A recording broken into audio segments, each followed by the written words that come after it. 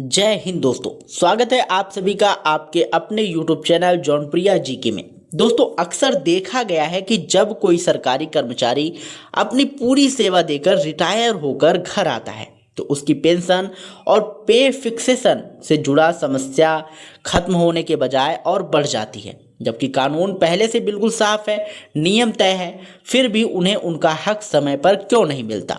क्या हमारे अधिकारी कानून नहीं समझते या फिर किसी और वजह से जानबूझकर मामले को लटकाया जाता है?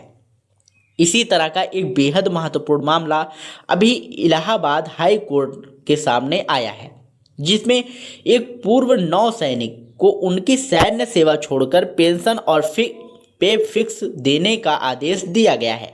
यह 2026 का ताज़ा फैसला है। एप्लीकेंट का नाम है हवलदार सिंह।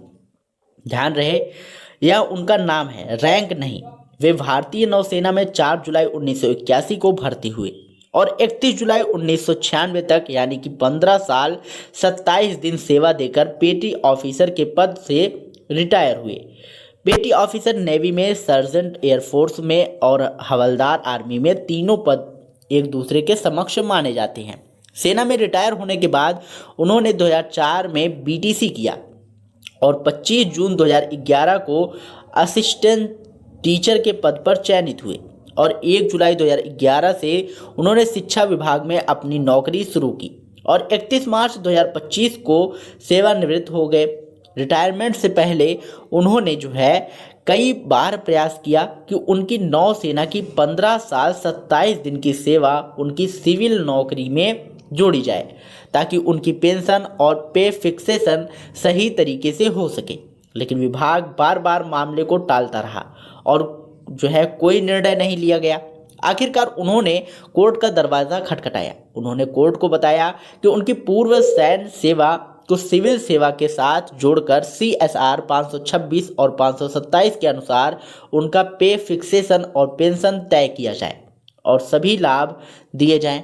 सरकार की तरफ से हैरानी की बात यह थी कि उन्होंने यह नहीं कहा कि ऐसा कोई नियम कानून नहीं है। नियम मौजूद थे, पात्रता स्पष्ट थी, कोई विवाद नहीं था, बस एक ही बहाना, ऐसा कोई केस सरकार की मंजूरी के लिए लंबित है, इसलिए यह मामला भी तब तक रुका रहे।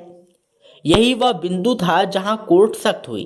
कोर्ट ने साफ कहा कि प्रशासनिक मंजूरी यानी कि एडमिनिस्ट्रेटिव अप्रूवल के नाम पर किसी पात्र व्यक्ति को अनिश्चित समय तक इंतजार नहीं कराया जा सकता, जबकि कानून बिल्कुल स्पष्ट है और पूर्व सैन्य सेवा जोड़ने के नियम पहले से मौजूद हैं। कोर्ट ने यह भी कहा कि प्रशासनिक प्रक्रियाएं कानून और पहले से दिए गए कोर्ट के फैसले से ऊपर नहीं हो सकती।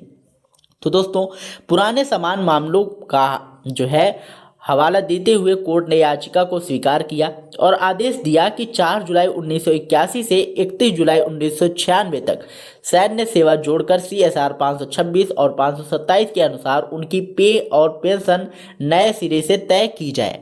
साथ ही जितना भी एरियर और वित्तीय लाभ बनता है वह 8 हफ्तों के अंदर अंदर दिया जाए।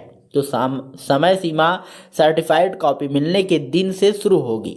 दोस्तों, इसका सीधा मतलब यह है कि जिन भी कर्मचारियों ने सेना, चाहे आर्मी, नेवी या एयरफोर्स में सेवा की है और फिर किसी सरकारी विभाग में नौकरी की है, उनकी पुरानी सैन्य सेवा जोड़ना विभाग की जिम्मेदारी है।